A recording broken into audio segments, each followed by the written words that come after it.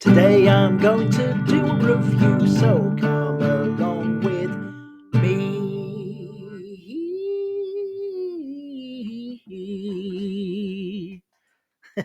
Thank you, folks.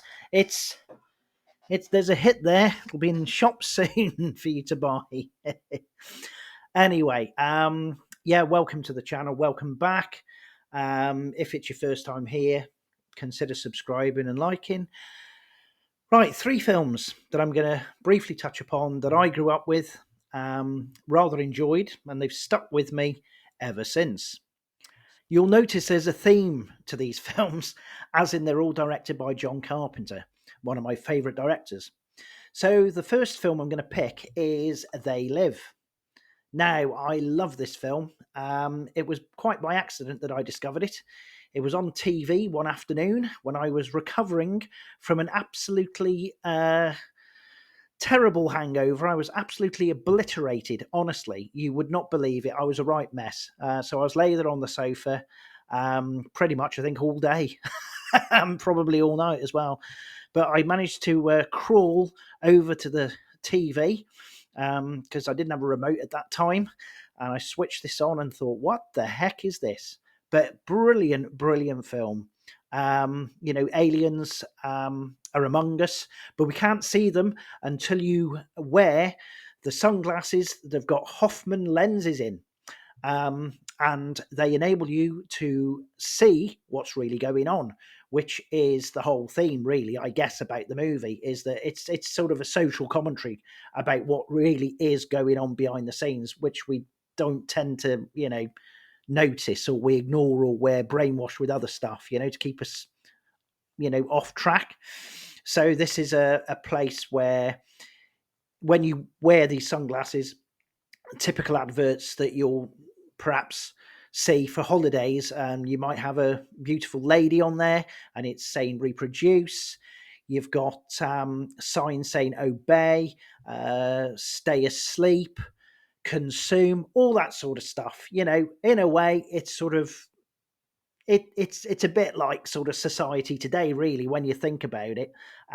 This was, obviously made in the 80s when Reagan was in, and it does translate really well, actually, as a social commentary.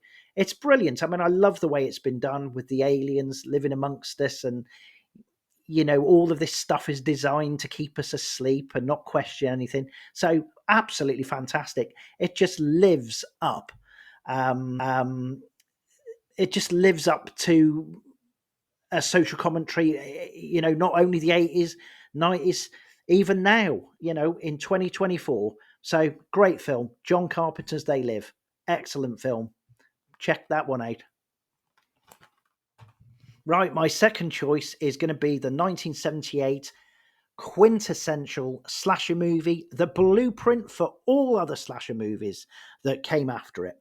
And that is John Carpenter's 1978 Halloween, starring Jamie Lee Curtis as the babysitter who unfortunately ends up being stalked by this coverall-wearing serial killer Michael Myers. Now, I just remember seeing this in my teens. One night, I stayed up late. It was before, cable and all that stuff. And I saw this film and it really gripped me. From the moment you see this figure going through a house, obviously wearing a mask, ends up killing this girl upstairs who obviously knows this person. And you realize that it's this knife wielding child, her baby brother, who's done it. And I just remember that shot where I see him outside the family home. He's got that knife in his hand. He's got that mask he's been wearing. His parents turn up from a night out. Man, how disturbing is that? But yeah, a great opener for what is a fantastic, fantastic serial killer slasher horror movie. Brilliant, brilliant, brilliant. I mean, what more is there to say about it? I mean, I may do a video that covers it in depth, but do I say check it out? You've probably already seen it anyway, but it's worth a look. It doesn't have to be Halloween to watch Halloween. It can be any time of year. It's brilliant. Great film. Thank you, John Carpenter. Brilliant film. Right. Finally, let's have a look. Finally, I've done a video on this one already. and it is 1982's The Thing. Again, yes, John Carpenter, I know, but brilliant movie. Obviously set in the Antarctic, and there's a dog being chased by a helicopter. Some Norwegians from another research station are chasing it. Um, you know, they're wondering what the heck is going on. Are these Norwegians gone stir crazy, cabin fever, chasing a dog? And apparently, if you translate it, the Norwegian is actually saying it is not a dog. In fact, no, it isn't, as they soon discover it's an alien, a shape shifting alien that perfectly replicates anything it comes into contact with. And what a grotesque, awful nightmare of a creature it is when you get to see it. Although the special effects maybe not maybe not as amazing as we may see now, but I still think they're brilliant. They're just they're really good. And when you see this creature and what it turns into, oh man, I tell you what, the permutations are insane and pretty horrible.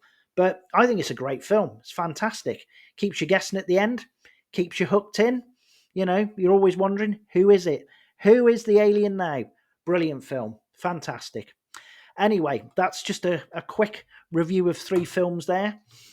Thank you for watching this. And, I've treated you today to, not only a very quick run through of three films, but a little serenade, which I hope you appreciated at the beginning. So thanks for watching, folks, and I'll see you soon. Take care all and stay safe. Bye.